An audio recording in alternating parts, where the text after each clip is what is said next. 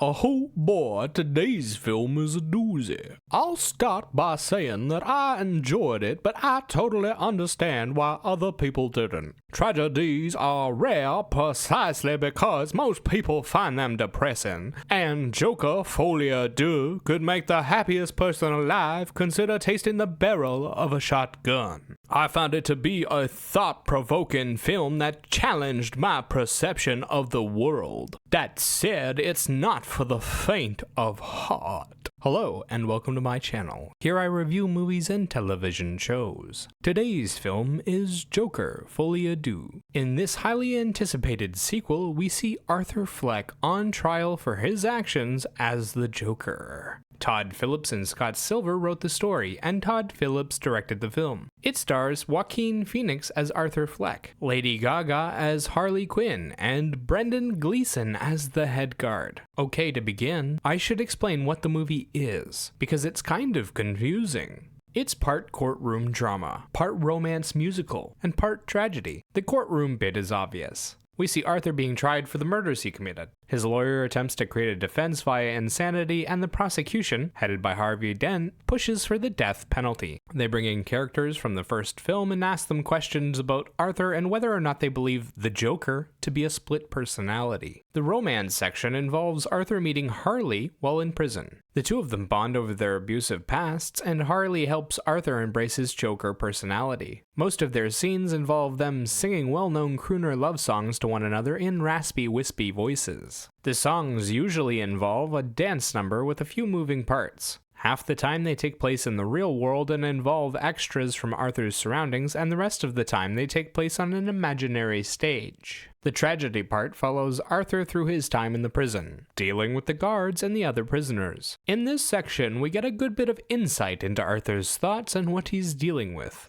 The three sections are cut together to tell a grand narrative that ends with, you guessed it, a tragic finale. The story is an exciting and consistent tale. The exciting moments come in the form of tragic events in Arthur's life, musical numbers between him and Harley Quinn, and big moments in the trial. Even though I wasn't rooting for anyone in the story, I never felt bored. It was just a high-octane shock factor the entire time, like watching an ever-worsening train wreck.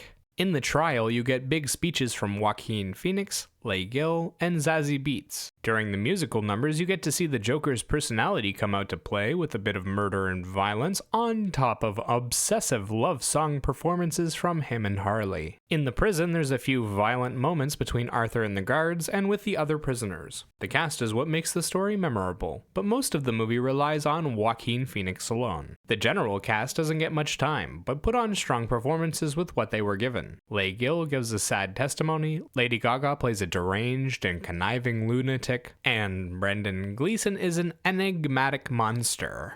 Joaquin Phoenix plays a guy teetering between his persona and his real identity. Throughout the film, we see him drawn into the Joker personality by Harley and watch as he loses himself in the fantasy. In the end, when it's all ripped away, he's left sad, scared, and alone. Phoenix plays the transition in a tragic way, and it is captivating to watch. His song performances weren't the strongest, but oddly fit well with the way the movie characterizes Arthur as a bad performer. On a side note, I absolutely loved the way Lady Gaga matched his performance in the beginning and then slowly revealed that she was a much better performer than him. It really added to the idea that Harley is manipulating him. Visually, the film is quite dramatic and easy to follow along with. It takes place in a prison with a lot of emphasis on dirty, degraded settings with a confining element. They also visit a courthouse and give us clear courtroom-style shots and have musical numbers to break things up. The musical numbers involve a little bit of dancing, singing, and a teensy bit of violence. For standout moments, it's the musical numbers, a few shots of Arthur contemplating life, and a big explosion and its aftermath.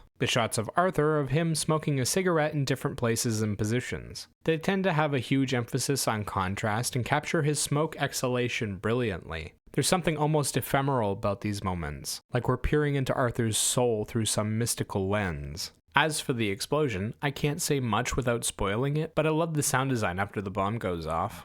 Watching him walk around in muted destruction was jaw-dropping. Sound-wise, the film employs original songs, musical sections, and instrumentals. The music is a huge part of the film and always matches precisely to the emotional beats. It helps define Harley and Arthur as characters, and it's highly entertaining. Most of what you hear is old crooner love songs being sung by Joker and Harley. There's also sad, scary, and motivating instrumentals that are used to enhance big moments. Unfortunately, it's also got quite a few instances of bad mixing. For instance, I was constantly struggling to hear the voices over the music, especially during the musical numbers. It lessened the impact of all of it and was quite irritating at different points. Personally, I enjoyed the film, but I don't know if I liked the subject matter. It was really heavy and hard to sit through, and the ending doesn't leave you with any hope. It also touches on some intense subject matter like sexual assault, domestic abuse, and the failings of the justice system. I don't know that I would recommend this film to anyone, but at the same time it is a well-executed film that deserves quite a bit of praise. It's just really depressing. As for a rating, I'd give this film an 8 out of 10. Remember, these are just my thoughts. Let me know what you think in the comments below. Bye-bye!